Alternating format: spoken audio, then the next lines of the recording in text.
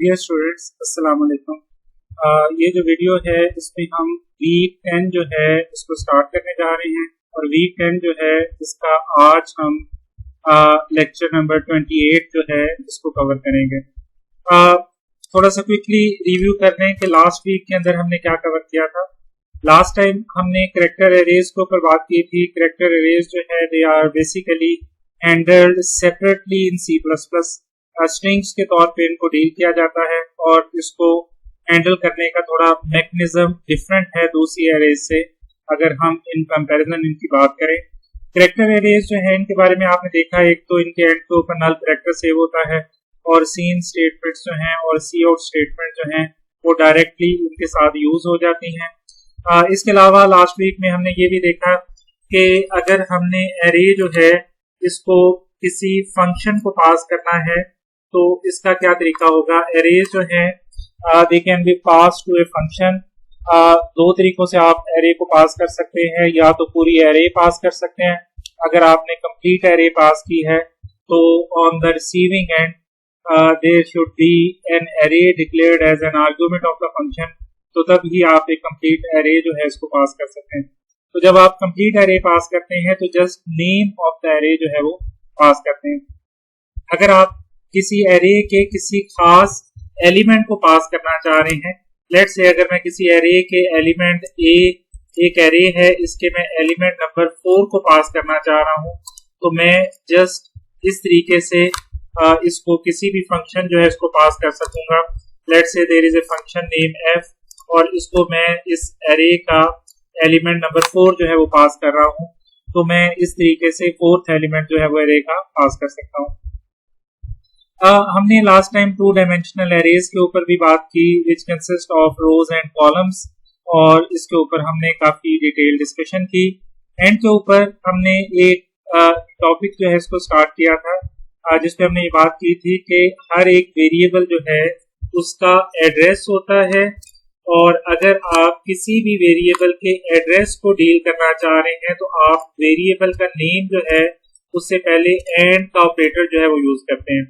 तो let's say आपके पास एक वेरिएबल x है और अगर आप x जो है इसके एड्रेस को डील करना चाह रहे हैं तो आप एंड के साथ इसका एड्रेस जो है इसको रिट्रीव कर लेते हैं। तो अगर आप वेरिएबल के नेम को डायरेक्टली लिख लें तो it means you are talking about the value stored inside the variable, और अगर आप उसके साथ एंड का ऑपरेटर यूज करते हैं तो इसका मतलब ये है कि आप उस मेमोरी लोकेशन के एड्रेस की बात कर रहे हैं। थोड़ा सा ये जो लास्ट टाइम आपने एक्सरसाइज देखी थी इसको जरा दोबारा से देख लें कि आपके पास ये 2 वेरिएबल्स हैं ए एंड बी, और आपने ए का एड्रेस डिस्प्ले करवा दिया, आपने ए की वैल्यू डिस्प्ले करवा दी, और फिर आपने बी का एड्रेस डिस्प्ले करवा दिया, और फिर आपने बी की वैल्यू जो है वो उसको डिस्प्ले करवा दिया। हमने लास्ट टाइम ये भी डिस्कस किया था कि जो एड्रेस होता है ये हेक्साडेसिमल फॉर्मेट के अंदर हमें डिस्प्ले हो रहा होता है। एक्चुअली ये बाइनरी फॉर्म में सेव्ड होता है, फिजिकली एड्रेस्ड होती है मेमोरी लोकेशंस, और ये बाइनरी फॉर्मेट में अवेलेबल होता है, लेकिन जब ये डिस्प्ले किया जाता है तो हमें हेक्साडेसिमल फॉर्मेट के अंदर जो है वो डिस्प्ले किया जाता है। जिसमें जो फर्स्ट 0x है ये बता रहा है कि ये एक हेक्साडेसिमल नंबर है, और उसके बाद आपको हेक्साडेसिमल डिजिट्स नजर आ रही हैं 2, 3, F, E, 3C जो है ये बेसिकली हेक्साडेसिमल डिजिट्स हैं जो कि आपको यहाँ पे नजर आ रही हैं। तो एक हेक्साडेसिमल डिजिट जो है ये एक्चुअली 4 बिट्स के इक्वल होती है, तो आप यहाँ पे इजीली गेस कर सकते हैं कि ये जो एड्रेस हमें अभी नजर आ रहा है ये 24 बिट्स का है। 01 की फॉर्म में अगर इस पे बात करें तो ये 24 बिट्स में आपको एड्रेस जो है वो यहाँ पे नजर आ रहा है। ये जो एड्रेसिंग का साइज होता है ये मैंने पहले भी आपसे डिस्कस किया था कि ये सिस्टम टू सिस्टम वेरी कर रहा होता है। इंपॉर्टेंट चीज ये है कि अगर आपने किसी भी मेमोरी लोकेशन के एड्रेस को रिट्रीव करना है तो आप उस वेरिएबल के नेम से पहले एंड का ऑपरेटर जो है इसको यूज कर रहे होते हैं। हाँ जी, तो आज का जो लेक्चर है इसको हम स्टार्ट करते हैं, और आज हम बात करेंगे पॉइंटर वेरिएबल्स के ऊपर। पॉइंटर वेरिएबल्स जो हैं ये C++ and C is probably the only language जिसमें पॉइंटर वेरिएबल्स जो हैं वो अवेलेबल होते हैं, और शायद ही आपको कोई और प्रोग्रामिंग लैंग्वेज अब नजर आए जिसके अंदर आपको पॉइंटर वेरिएबल्स जो है वो अवेलेबल हो। तो अभी C एंड C++ ही ऐसी लैंग्वेजेस हैं जिसमें पॉइंटर्स का कॉन्सेप्ट जो है वो आपके पास अवेलेबल होता है। बेसिक आइडिया पॉइंटर वेरिएबल्स का ये होता है कि अगर आप किसी मेमोरी लोकेशन का एड्रेस सेव करना चाह रहे हैं, जो कि आपने देखा है कि हेक्साडेसिमल और बाइनरी फॉर्मेट के अंदर होता है, और अगर आपने उस एड्रेस को सेव करना है तो उसके लिए हमारे पास जो अवेलेबल मेथड है that is the pointer variable. तो सिंपली स्पीकिंग बिल्कुल मैं आपको शुरू में लेके जाना चाहूंगा कि हमने ये डिस्कस किया था कि वेरिएबल जो है ये मेमोरी लोकेशंस होती हैं और जिसमें आप कोई वैल्यू जो है वो स्टोर कर सकते हैं। तो अब हम ये बात कर रहे हैं कि पॉइंटर वेरिएबल एक ऐसी मेमोरी लोकेशन होती है जिसमें आप किसी लोकेशन का एड्रेस जो है वो सेव कर सकते हैं। ओके जी, इसको जरा आगे लेके चलते हैं। पॉइंटर वेरिएबल्स जो हैं are used to store the address of a variable और memory location. Pointer variables can be declared and initialized like other variables. आप इनको डिक्लेयर कर सकते हैं और इनको आप इनिशियलाइज भी कर सकते हैं, लेकिन आपने इस चीज का ख्याल रखना है कि पॉइंटर वेरिएबल के अंदर आप कोई ऑर्डिनरी वैल्यू सेव नहीं कर सकते। तो पॉइंटर वेरिएबल जो है वो इसीलिए होते हैं लैंग्वेज के अंदर कि आप इसमें किसी मेमोरी लोकेशन का एड्रेस सेव कर सकते हैं। तो आप इनमें सिर्फ एड्रेस सेव कर सकते हैं, कोई अदर टाइप की वैल्यू जो है वो आप पॉइंटर वेरिएबल में सेव नहीं कर सकते। Value inside the pointer variable is address of some memory location, और पॉइंटर एक्चुअली इसी पर्पस के लिए जो है वो बनाए जाते हैं। तो सामने जरा देखिएगा, मेमोरी एक लोकेशन या सेल आपको नजर आ रहा है। लेट्स से इसका नेम जो है वो एक्स है और हम जानते हैं कि इसको डिक्लेयर करने के लिए हमने इसकी टाइप बतानी होती है और हम यहाँ पे ये लिखते हैं int, ओके, और int x के तौर पे हम इसको डिक्लेयर कर देते हैं और इक्वल टू के साथ यहाँ पे अगर कोई वैल्यू सेव करना चाह रहे होते हैं तो वो वैल्यू जो है वो हम यहाँ पे सेव कर सकते हैं। फॉर एग्जाम्पल अगर मैं यहाँ पे 10 सेव करना चाह रहा हूँ तो इस मेमोरी लोकेशन के अंदर 10 जो है वो सेव हो जाएगा। हमने ये अभी थोड़ी देर पहले भी ये बात की है कि इस मेमोरी लोकेशन का एक एड्रेस भी होता है और ये एड्रेस जो है ये एक्चुअली कैसे रिट्रीव होता है एंड एक्स के साथ। तो आप वेरिएबल नेम से पहले एक्स यूज करें तो बेसिकली आप इस एड्रेस की बात कर रहे हैं जो कि इस मेमोरी लोकेशन का एड्रेस है। और अगर आप इस एड्रेस को सेव करना चाह रहे हैं तो आप इसको किसी ऑर्डिनरी वेरिएबल के अंदर सेव नहीं कर सकते। इसके लिए आपको एक खास तरह का वेरिएबल बनाना पड़ेगा और इस खास तरह के वेरिएबल को बेसिकली हम पॉइंटर वेरिएबल कहते हैं। फॉर एग्जाम्पल मैंने यहाँ पे एक पॉइंटर वेरिएबल बना दिया, जिसको बनाने का तरीका ये होता है कि आपको वेरिएबल नेम से पहले स्टेरिक यूज करना पड़ता है। तो ये जो स्टेरिक की सिंबल है ये आप यूज करते हैं वेरिएबल नेम से पहले। तो अगर आप इस सिंबल को वेरिएबल नेम से पहले यूज करें तो उसका मतलब ये है कि ये एक पॉइंटर वेरिएबल है।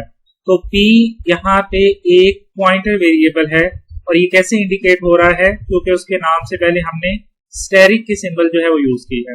तो अब p एक पॉइंटर वेरिएबल है और p के अंदर आप x का एड्रेस जो है वो सेव कर सकते हैं। तो p को आपने डिक्लेयर करवा दिया है, पॉइंटर को आपने डिक्लेयर करवा दिया है। तो अब अगर आप ये चाह रहे हैं कि x का एड्रेस p में सेव हो जाए तो आप लिखेंगे p is equal to and x। तो x का जो एड्रेस है वो इस तरीके से पॉइंटर p जो है इसके अंदर सेव हो जाएगा।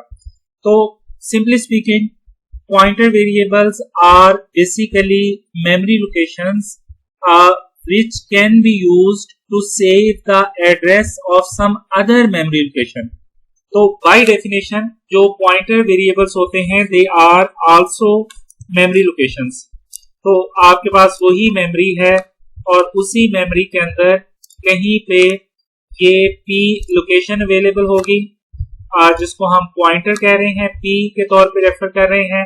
और इस लोकेशन के अंदर आपका ये जो एड्रेस है 2 3 f एंड सो ऑन, जो भी ये एड्रेस है ये आपका इस लोकेशन के अंदर सेव हो जाएगा आफ्टर राइटिंग दिस स्टेटमेंट, जिसमें आपने x का एड्रेस जो है वो पॉइंटर वेरिएबल के अंदर सेव कर दिया। तो मैं दोबारा रिपीट कर रहा हूं कि pointer variables are used to save the address of some other memory location. तो पॉइंटर वेरिएबल स्पेसिफिकली इस मकसद या इस पर्पस के लिए डिफाइंड होते हैं कि आप इनमें दूसरी मेमोरी लोकेशंस जो हैं उनके एड्रेसेस जो है इनको सेव कर सकते हैं। ऑर्डिनरी वैल्यूज आप पॉइंटर्स के अंदर सेव नहीं कर सकते, ये चीज ध्यान में रखिएगा। मतलब आप ये काम नहीं कर सकते कि आप लिखें p is equal to let's say 20।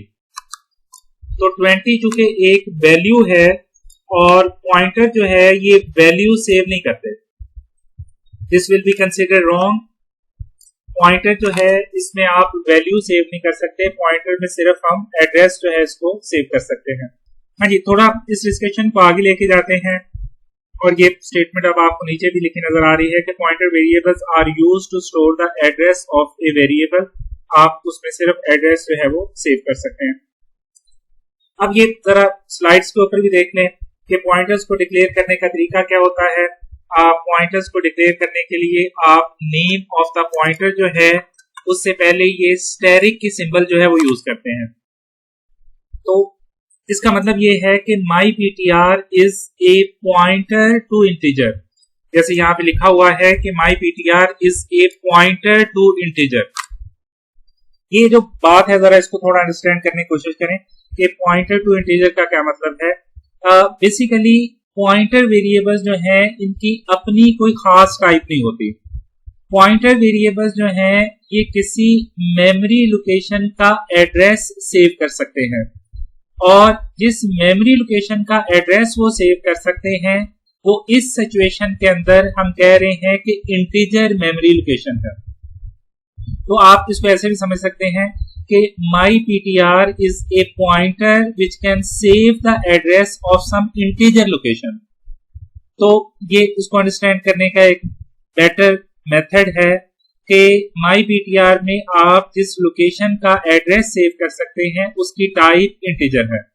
तो ये माई पीटीआर की टाइप इंटीजर नहीं है, बल्कि इसमें जिस लोकेशन का एड्रेस सेव हो सकता है उसकी टाइप जो है वो इंटीजर है।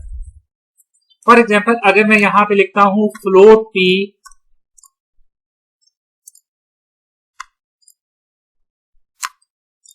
ओके, और मैं इसको नेम दे देता हूं लेट्स से p, और इस सिचुएशन के अंदर आप ये देखें कि ये p जो है ये अभी एक ऑर्डिनरी वेरिएबल है, लेकिन अगर आपने इसको पॉइंटर बनाना है तो आप इसके नेम से पहले स्टेरिक यूज करेंगे। तो अब p जो है ये एक पॉइंटर वेरिएबल है which is pointing towards float. अब आप इसको ऐसे भी समझ सकते हैं कि p में जिस लोकेशन का आप एड्रेस सेव करेंगे वो किस टाइप की होगी, वो फ्लोट टाइप की होगी। Okay, this is how we actually declare the pointers. और आप डिफरेंट तरीकों से डिफरेंट टाइप के पॉइंटर जो है इनको डिक्लेयर कर सकते हैं। आप मिक्स डिक्लेरेशन भी कर सकते हैं। नीचे अगर आप गौर करिएगा तो इस स्टेटमेंट के अंदर you have basically declared 4 elements, जिसमें एक p है, दूसरा p1 है और थर्ड p2 है और फोर्थ एलिमेंट आपका a है। तो अब आप यहाँ पे डिस्टिंग्विश कर सकते हैं कि जो p और p1 है ये पॉइंटर वेरिएबल्स हैं, p2 ऑर्डिनरी वेरिएबल है और a जो है ये एक एरे टाइप है जो कि आपने यहाँ पे डिक्लेयर की हुई है। ओके जी, नेक्स्ट जरा मूव करते हैं और एक एग्जांपल से जरा इसको देखते हैं। लेट्स से आपने यहाँ पे एक x नाम का वेरिएबल डिक्लेयर किया और x लोकेशन आपके पास रिजर्व हो गई और फिर आपने यहाँ पे एक पॉइंटर वेरिएबल जो है वो डिक्लेयर करवा दिया। नीचे जाके आपने यहाँ पे एक पॉइंटर वेरिएबल जो है वो डिक्लेयर करवा दिया और ये आपका मेमोरी के अंदर ही एक पॉइंटर वेरिएबल जो है वो डिक्लेयर हो गया। x में आपने 10 सेव कर दिया, ये आप देख रहे हैं कि x के अंदर हमने बेसिकली 10 जो है वो सेव कर दिया है। और उसके बाद आपने स्टेटमेंट लिखी ptr is equal to and x। एक बड़ी खास तरह की स्टेटमेंट होती है। इसका मतलब ये है कि आपने पॉइंटर में किसी मेमोरी लोकेशन का एड्रेस सेव कर दिया है। This is basically is a very important statement. और जब आप ये स्टेटमेंट लिख देते हैं तो इसका मतलब ये है कि इस लोकेशन का एड्रेस पॉइंटर में सेव हो गया है, और हम ये भी कहते हैं कि now this pointer is pointing towards this location. Okay जी, आफ्टर राइटिंग दिस स्टेटमेंट, मैं जिसको अभी टिक कर रहा हूं, तो इसका मतलब ये है कि अब पॉइंटर जो है वो x की तरफ पॉइंट कर रहा है। इसको हम ये भी कह सकते हैं कि आप x को पॉइंटर के थ्रू एक्सेस कर सकते हैं। ठीक है जी, इस बात को जरा समझने की कोशिश करिएगा कि इसका मतलब क्या है। Let's say after writing this statement आप यहां पे लिखते हैं ptr, तो याद रखें कि अगर आप सिर्फ ptr लिखते हैं तो इसका मतलब ये है कि you are talking about address. तो आप किसकी बात कर रहे हैं? आप एड्रेस की बात कर रहे हैं। ओके जी, तो अगर आप इसके बाद पॉइंटर के नेम से पहले स्टेरिक यूज नहीं करते तो इसका मतलब यह है कि आप एड्रेस की बात कर रहे हैं। और अगर आप पॉइंटर के नेम से पहले स्टेरिक के सिंबल यूज करते हैं लाइक दिस, तो इसका मतलब यह है कि आप वैल्यू की बात कर रहे हैं। ओके जी, तो अगर आप इसके बाद यूज करते हैं asterisk with the name of the pointer, तो इसका मतलब ये है कि आप x की वैल्यू की बात कर रहे हैं which is 10 in this case. और अगर आप स्टेरिक यूज नहीं करते तो आप बेसिकली बात कर रहे हैं जो एड्रेस पॉइंटर के अंदर जो है वो सेव्ड है। तो इन अदर वर्ड्स, अगर आप स्टेरिक यूज नहीं करते पॉइंटर नेम से पहले तो बेसिकली आप इस एड्रेस की बात कर रहे हैं। ओके, और अगर आप इसके साथ स्टेरिक यूज कर रहे हैं तो इसका मतलब यह है कि आप इस 10 की बात कर रहे हैं, मतलब आप लोकेशन x की बात कर रहे हैं। याद रखें, ये सारा कुछ उसी वक्त होता है जब आप पॉइंटर में किसी लोकेशन का एड्रेस सेव कर देते हैं। तो after saving the address inside the pointer variable, इसका मतलब ये है कि अब आप उस लोकेशन को पॉइंटर के थ्रू एक्सेस कर सकते हैं। ओके, जब किसी लोकेशन का एड्रेस पॉइंटर में सेव हो जाए तो वो लोकेशन पॉइंटर के थ्रू एक्सेस हो सकती है।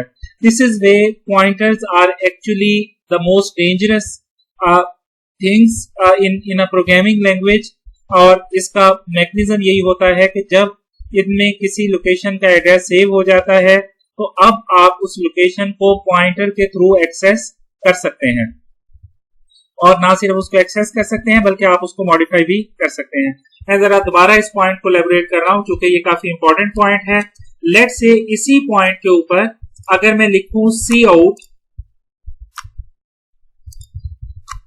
ptr, तो बेसिकली एड्रेस डिस्प्ले होगा।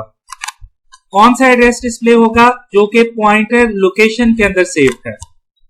और अगर मैं करूं सी आउट स्टेरिक ptr, तो यहां पे वैल्यू ऑफ x डिस्प्ले होगी। ओके जी, मतलब 10x में सेव है, तो इसका मतलब यह है कि यहां पे अब क्या डिस्प्ले होगा? यहां पे अब 10 जो है वो डिस्प्ले हो जाएगा। और ना सिर्फ मैं वैल्यूज डिस्प्ले करवा सकता हूं बल्कि अगर मैं इस तरह की स्टेटमेंट लिखूं steric ptr is equal to let's say 500, तो इसका मतलब ये हुआ आपने लिखा है स्टेरिक ptr 500, तो इसका मतलब ये है कि अब यहां पे 10 खत्म हो जाएगा और 500 जो है इस लोकेशन के अंदर सेव हो जाएगा। तो ये पॉइंटर्स जो हैं यही इनका एक मेन एडवांटेज होता है कि जब पॉइंटर्स के अंदर आप किसी लोकेशन का एड्रेस सेव कर लेते हैं तो आप उस लोकेशन को पॉइंटर के थ्रू एक्सेस कर सकते हैं। ओके जी, थोड़ा सा हम आगे मूव कर रहे हैं और ये डिस्कशन आपको यहाँ पे भी लिखी नजर आ रही है। आप एक और एग्जांपल जरा देख लें। आपने एक पीटीआर पॉइंटर लिया, एक एक्स वेरिएबल लिया, आपने एक्स की वैल्यू को डिस्प्ले करवा दिया, फिर आपने पॉइंटर के थ्रू एक्स की वैल्यू जो है इसको डिस्प्ले करवा दिया है, और फिर आपने एक्स का एड्रेस जो है उसको डिस्प्ले करवा दिया। अब जरा इसके आउटपुट पे गौर करिएगा। जब आपने सी आउट एक्स किया तो 10 डिस्प्ले हो गया। जब आपने स्टेरिक पीटीआर किया तो ये स्टेरिक पीटीआर क्या है एक्चुअली, ये एक्स ही है, तो दोबारा आपका 10 जो है वो यहाँ पे डिस्प्ले हो जाएगा। फिर आपने पीटीआर को डिस्प्ले किया तो एड्रेस ऑफ एक्स डिस्प्ले हो गया क्योंकि वही पॉइंटर के अंदर सेव है, और आपने एंड एक्स किया तो उससे भी एड्रेस ऑफ एक्स जो है वही डिस्प्ले होगा। पॉइंटर जो है उनको आप डिफरेंट तरीकों से इनिशियलाइज कर सकते हैं। ज्यादा कॉमन तरीका यही है कि आप उनमें किसी मेमोरी लोकेशन का एड्रेस सेव करें। उसके अलावा आप उनमें जीरो या नल भी सेव कर सकते हैं। याद रखें, zero is the only integer जो कि आप किसी पॉइंटर में सेव कर सकते हैं। जीरो को सेव करने का या नल को सेव करने का एक ही मतलब होता है, और इसका मतलब यह है कि पॉइंटर में कोई भी एड्रेस इस वक्त सेव नहीं है। तो समटाइम कुछ प्रॉब्लम्स के अंदर या कुछ इम्प्लीमेंटेशंस के अंदर आप ये देखना चाह रहे होते हैं कि क्या पॉइंटर में कोई वैल्यू अवेलेबल है या नहीं है, तो आप उसके लिए आइडेंटिफाई करने के लिए पॉइंटर जो है इनके अंदर जीरो या नल जो है इसको सेव कर सकते हैं। एक आपकी अटेंडेंस के पॉइंट ऑफ व्यू से कुछ एग्जांपल्स हैं, ये जरा देख लीजिएगा। एग्जांपल नंबर 1 जो है ये इवन रोल नंबर्स करेंगे और कमेंट की फॉर्म में इसको आंसर करेंगे, और एग्जांपल नंबर 2 जो है ये ऑड रजिस्ट्रेशन नंबर वाले लोग करेंगे और कमेंट्स की फॉर्म में जो है वो इसको आंसर करेंगे। मैं क्विकली जरा इसका एक स्मॉल सा डेमोन्स्ट्रेशन आपको दे रहा हूं, वो भी जरा गौर से देख लीजिएगा।